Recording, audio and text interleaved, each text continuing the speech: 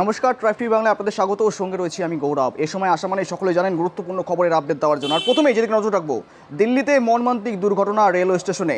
New Delhi rail স্টেশনে মর্মান্তিক দুর্ঘটনা সকলেই জানেন, পদপিষ্ট হয়ে 18 জনের মৃত্যু হয়েছে। আবারও সেই গুজব, আর গুজবের খবরে রীতিমতো এবার কিন্তু চাঞ্চল্যকর পরিস্থিতি তৈরি হলো রেলওয়ে স্টেশনে। কোথায়?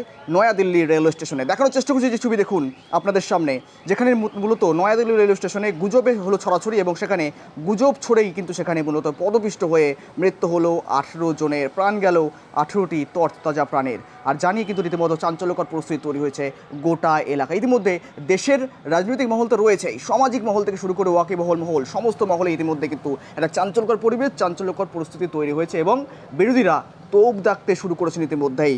নয়াদিল্লি রেলওয়ে স্টেশনে মর্মান্তিক দুর্ঘটনা। নয়াদিল্লিতে পদপিষ্ট হয়ে কুম্ভমেলাগামী ট্রেনে ওঠার সময় হুড়োহুড়ি, অতিরিক্ত ভিড়ের চাপে পদপিষ্ট বহু মানুষ। নয়াদিল্লি রেল স্টেশনে যাত্রীদের ভিড় এবং ধাক্কাধাক্কির মধ্যে পড়ে 3 শিশু। 14 জন মহিলা সহ অন্তত 18 জনের মৃত্যু হয়েছে।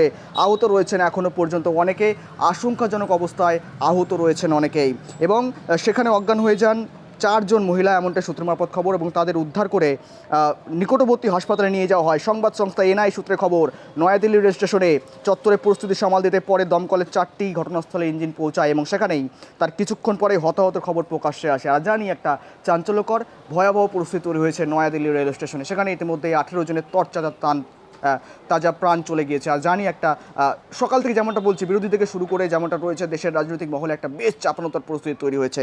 দেখানোর চেষ্টা করছি, দেখুন, যেখানে শনিবার রাতে নয়াদিল্লি স্টেশনে 13 নম্বর এবং 14 নম্বর প্ল্যাটফর্মে কুম্ভমেলা পুণ্যার্থীদের ভিড় ছিল, আর 2 প্ল্যাটফর্মে ট্রেন আসতে দেরি হচ্ছিল বলেও যাত্রীদের অভিযোগ। কেউ কেউ দাবি করতে থাকেন 2টি ট্রেন বাতিল হয়ে গিয়েছে, এবং সেখানে অনেকে দাবি করেন পদপিষ্টের ঘটনায় পরিস্থিতি তৈরি হয় যাদের 2টি প্ল্যাটফর্মে। আর রেলের দাবি এই সব গুজব ছিল। আর ঘটনার পর শোক প্রকাশ করেছেন প্রধানমন্ত্রী মোদী, রাষ্ট্রপতি দ্রৌপদী মুর্মু, এবং যারা উচ্চ কর্তৃপক্ষ যারা রয়েছেন, উচ্চ আধিকারিক যারা রয়েছেন, রেল আধিকারিক থেকে শুরু করে সকলে কিন্তু শোক প্রকাশ করেছেন। আর জানি একটা রীতিমতো চাপানোতর রাজনৈতিক একটা পরিস্থিতি তৈরি হয়েছে। ইতিমধ্যেই বিবৃতি আসতে শুরু করেছে বিভিন্ন রেল আধিকারিক থেকে শুরু করে সকলেই বিবৃতি আসতে শুরু করেছে।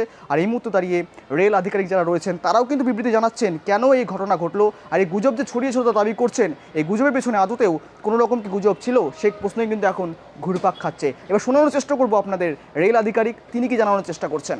ऐसा नहीं है, मैं फिर से कह रहा हूँ, ना कोई ट्रेन कैंसिल की गई थी और ना ही किसी ट्रेन का प्लेटफॉर्म बदला गया था। आप लोग ये मैं आपसे फिर बताऊं, अभी इस पर कुछ भी कमेंट करना जल्दीबाजी होगी। इस घटना की जांच उच्च स्तरीय समिति द्वारा की जा रही है, तो let that committee give the report and give their findings.